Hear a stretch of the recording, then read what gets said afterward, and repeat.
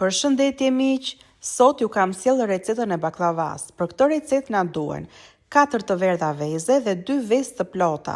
Na duhet 100 gram vaj lule dielli dhe 100 gram gjalp i shkrir, 300 gram kos dhe 1 lugë lëng limoni. Do e përziejmë shumë mirë masën dhe do shtojmë 1 kg miell triplo nga Diamond.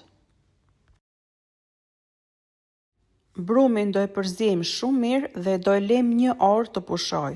Pas 1 ore, brumin e kam ndarë në toptha, në 100 toptha. Atëherë, 10 toptha do i hap sa pëllëmba e dorës dhe do i lyej njëra mbi tjetrën me një seshte. Dhe më pas do hap një petë të madhe, gjithsej do hapen 10 petë të mëdha.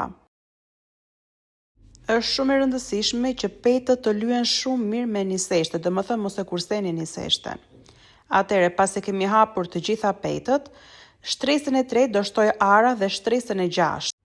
Unë kam shtuar 1 kg ara, i kam ndarë nga 500 gram shtresën e parë dhe 500 gram shtresën e dytë.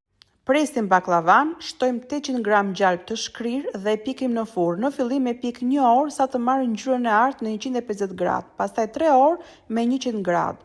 Pasi baklavaja është e ftohtë, bëjmë gati sherbeti, 1 kg sheqer, 800 ml ujë, e zej 7 minuta dhe baklavaja e ftohtë, ndërsa sherbeti i nxehtë e shërbejmë dhe e lejmë 1 natë. Baklavaja është gati. Ju uroj festa të gëzuara, kalofshi bukur, gjithë të mira, ciao.